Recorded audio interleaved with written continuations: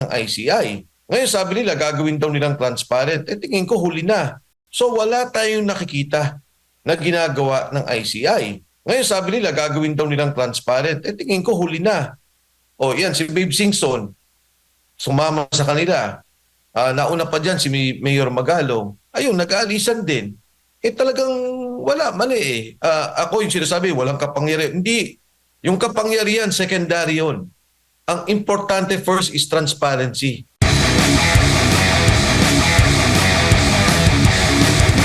Una sa lahat, wala akong alam sa ICI. Dahil wala akong nalalaman na ginagawa ng ICI. Kung hindi, kung ano lang resulta nung ginawa lang investigasyon. Pero the investigation itself, wala akong alam. Dahil in the first place, yan ang reklamo ng maraming tao. Walang transparency. Unfortunately, yung ating Senate Blue Ribbon Committee hindi din nagtuloy-tuloy sa kanilang investigasyon. Yun ang reklamo from day one. Na kung naalala natin yung rally na ginawa ng ating mga kapatid sa Iglesia ni Cristo, sabi nila, teka lang, ituloy ninyo yung Blue Ribbon Committee and make the ICI investigation transparent. At yun din tingin ko yung pananaw ng maraming tao. Ngayon, itong ICI, wala talaga akong nalalaman dyan except for 2 weeks ago. Lumabas pa mismo yung abogado ni Speaker Martin Romualdez. Ang sinabi niya na gumawa na ng report ang ICI, ni-refer na sa ombudsman at wala silang kaso at wala silang liability whatsoever in the flood control scandal. Magti 3 months na po mga kababayan, wala pa rin nangyayari dito sa ICI. Mula nung tinatag ito, wala pa rin nakukulong. Wala pa rin nakakasuhan. Puro lang salita, puro lang panunumpa, mga ganyan-ganyan. Wala talaga, walang silbi. Talagang, wala na akong masabi. The best. The best in the West. Pag kumarakot, the best talaga tong gobyerno. Pinaka-the best, pinakamahinang pamumuno, mga kababayan. Talagang walang kwenta.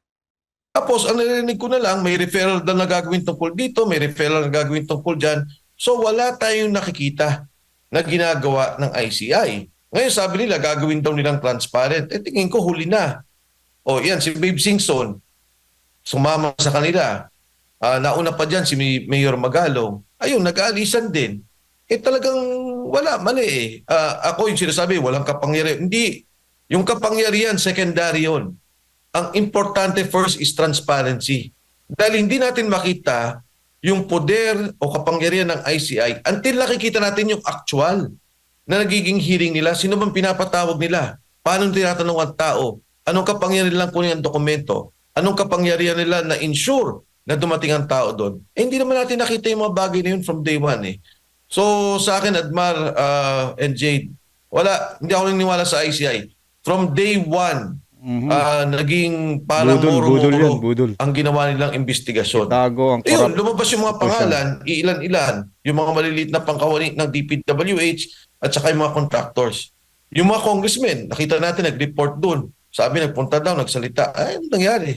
Anong tinanong nila? Ano lumabas sa kanilang katanungan? So, we will never know what transpired during the investigation of the ICI and what was the actual result of those investigations. Kasi kung transparent yan from day one, natin ba't hindi tinanong to? Mali ata yung tanong dito. Ba't hindi sinundan itong mga bagay na to? In the case of Sergeant Cotesa, mukhang lumalabas. Kasi nung una sabi nila, hindi, winelcome ng ICI, tinanggap ng ICI at parte yun na magiging kaso. Lumalabas, wala namang ganun. Because in the first place, hindi natin siya nakitang pinatawag. Hindi natin alam kung anong ginawa sa affidavit niya. Wala. Wala akong nakikitang resulta sa ICI at wala akong nakikitang resulta sa Senate investigation na sana itong dalawang to. Kasi yung Kongreso wala. From day one talagang wala na eh. Tumaob na kaagad eh. Himinto agad sila. Itong dalawa sana to inaasahan natin hindi rin nangyari. Yung hearings na ginagawa sa korte or sa ombudsman or sa Supreme Court, yan or any other court, option nila yan to open the hearings if they want to make it publicized. Of course, sabi nga nila, di ba minsan, teka lang, legal to eh. Kailangan namin pag-usapan to in an atmosphere na we are not influenced, na walang gulo, na kung ano man. Pagdating dito sa Blue Ribbon Committee and sa ICI, hindi naman siya formally a legal forum. or a legal body. At mas mahalaga dito, Admar, ang tingnan natin ay yung taong bayan ay talagang galit na galit doon sa nakita at narinig doon sa initial na mga hearing ng Blue Ribbon Committee. Kung bilyon na korupsyon ang naririnig at nakikita nila.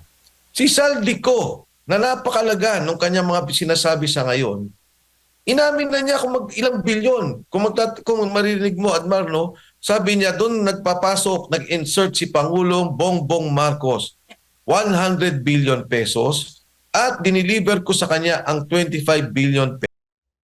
Lumabas si Senator Ping, sabi ni Senator Ping, sandali lang, hindi ikaw yan. Dahil sabi ni Yusek Bernardo, sila yan ang nag-deliver kay Traigib, Ulaybar, Yusek, kay Adrian Cristobal, Yusek, para mapunta kay Secretary Pangandaman at saka kay E.S. Bersamin.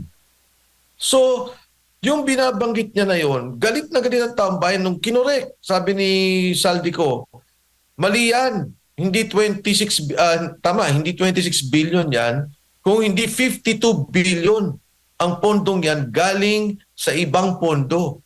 So immediately, may sinasabi si Saldico na 25 billion na siya ang nagdiulo at kino-confirm niya ulit yung 52 billion na yung binanggit na dineliver na ni Yusek Bernardo at sinabi niya hindi 26 yan, 52 billion yan.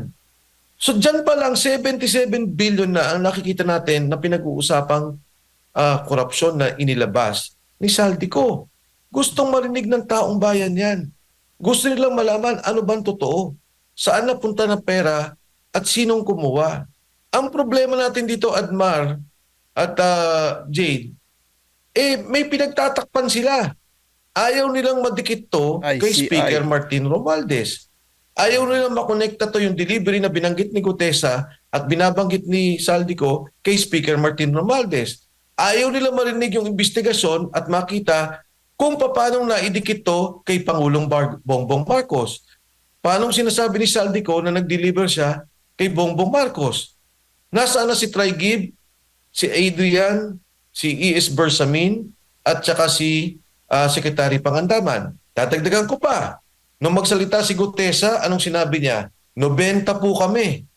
May inibestigahan ba ang ICI tungkol doon na nag-deliver ng pera kay Speaker Martin Romualdez? 90 yun. Ang Blue Ribbon Committee ba, pinatawag yung mga taong yon? May dalawang tao na critical sa investigasyong to. Si Mark Teksay at si John Paul Estrada. Sino ba sila? Sila ang mga assistant ni Saldico. Anong sinasabi ng lahat ng tao? Magmula kay Henry Alcantara na isang district engineer at kay Saldico na binanggit din na itong mga taong to ang kumukuha ng pera at nagdi-deliver. At sila din ang nagdi-deliver kay Martin Romualdez, ang binanggit ni Saldico, at kasama na nag-deliver ng Bongbong Marcos.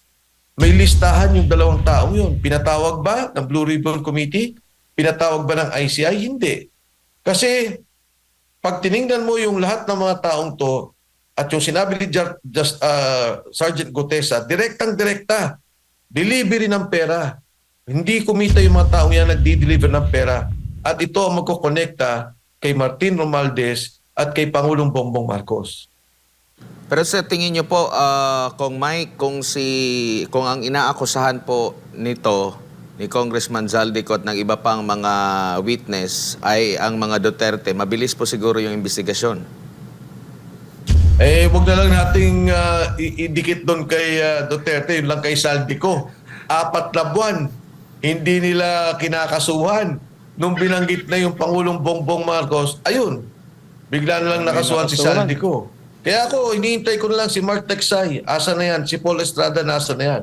At saka tama yung binabanggit mo. Admar, masyadong every time na lang na may isyong lumalabas, ibabalik nila kay Duterte. O sige, imbestigahan nyo rin.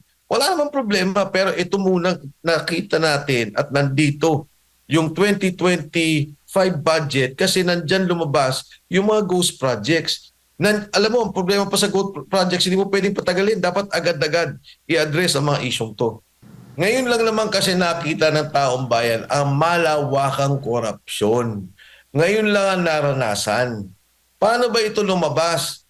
Nung nagbabaha, nagrereklamo yung mga tao, grabe yung baha. At nung makita, puro mga flood control projects. Diba? Kaya napilitan yung Pangulo magsalita. Ngayon, nung magsalita siya, ang hindi niya nakita, babalik pala sa kanya itong mga isyong to. Nalanggaling pala sa kanya. Alam mo dati, Admar Jane, yung sinasabi ko, Nakita niya, huli na. Ang daming mga insertions, which is alam niya naman yun, mga kababayan. No, no doubt, pinirmahan niya yun eh. Kung hindi siya nagbabasa na ano, pwedeng nagulat siya dahil hindi niya binasa yung mga budget. Pero kung binasa niya, wag na siyang magmamangmangan dahil pinirma niya, which is alam niya. sabihin corruption di lang naman ngayon, totoo. Noon kasi, may mga contractors na nandyan na rin ngayon, kasama na rin ngayon na niimbestigan, na pakurot-kurot sila. Naku, makakakuha sila ng ganitong project, makakuha ng ganito. Sa ibang departamento, may mga sinasabing supplier o contractors na nandyan na, pakurot-kurot sila. Pero ngayon lang yung organized. Inorganize na yung buong budget na talagang inayos nila. Ngayon pa nga, sinasabi ngayon ni Congressman Libiste, meron naman daw nakatago na budget. Malawakan ang nangyayari. Ang ibig sabihin, from the Committee on Appropriations na ginagawa ng chairman, inaayos nila to, aprubahan sa Senado, tapos ibubuo nila yung BICAM. Doon isisingit yung malaki ang pondohan. At doon na naman sila magkakaroon ng galawan at sinasabing yung mga kotong na 25%, narinig natin yan sunod-sunod. Kailan naman nangyari yung ganyang kalaki at ganyang kalalaking pondo na narinig natin? Si Pangulong Estrada nung kinasuhan, the total amount that was filed against former President Estrada was 4 billion.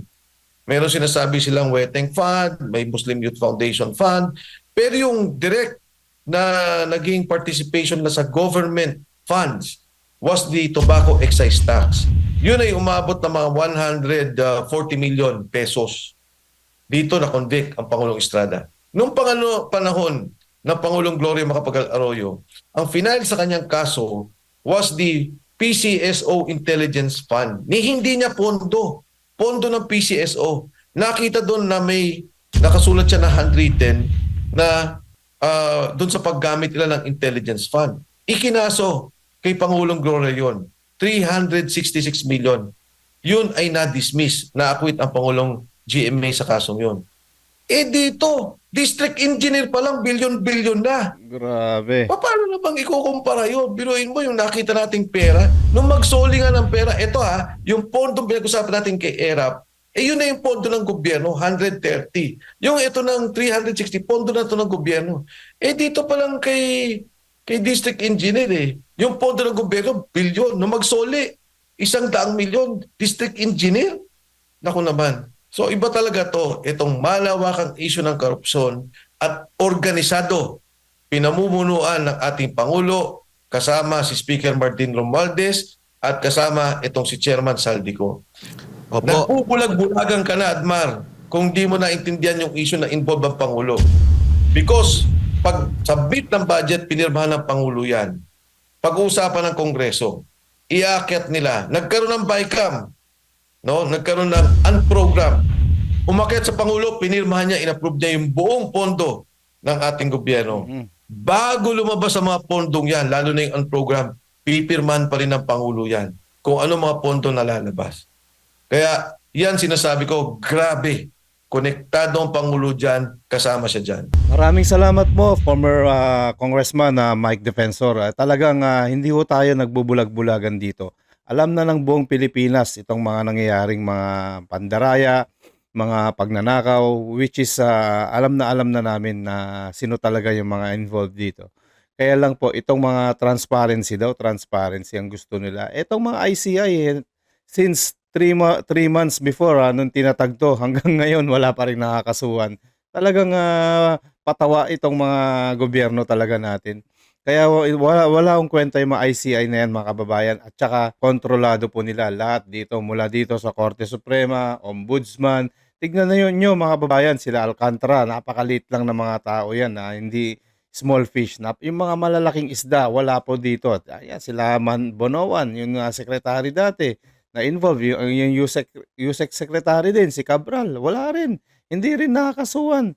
Mga kababayan, no? How much more kung pumunta tayo dito kila Saldico, kila Romualdez, dito sa ating presidente, di lalong pagtatakip talaga. Ay nako po mga kababayan, talagang itong gobyerno natin, walang mangyayari. Maghihintay pa tayo ng 2 years. Sigurado in 2 years time, reckoning days, tapos na yung maliligayang araw ng mga yan, mga kababayan. Or kung gugustuhin nila, mag-resign na lang sila para kung nahiya talaga sila, mag-resign na lang sila. Wag na nilang patagalin dahil walang patutunguhan, nakakahiya lang ho sila. Pagka naglalakad sila sa mga publiko, wala, kapalan na lang ng mukha mga kababayan. So hanggang dito na lang ho tayo mga kababayan. Maraming salamat po sa panonood. Basta huwag niyong kalimutan isang share, like, subscribe lamang. Masaya na po tayo dyan para naman updated po tayo lagi sa mga kaganapan dito sa ating bansa. Ito po ang News That Matters mga kababayan. Mag-ingat po kayo palagi and God bless.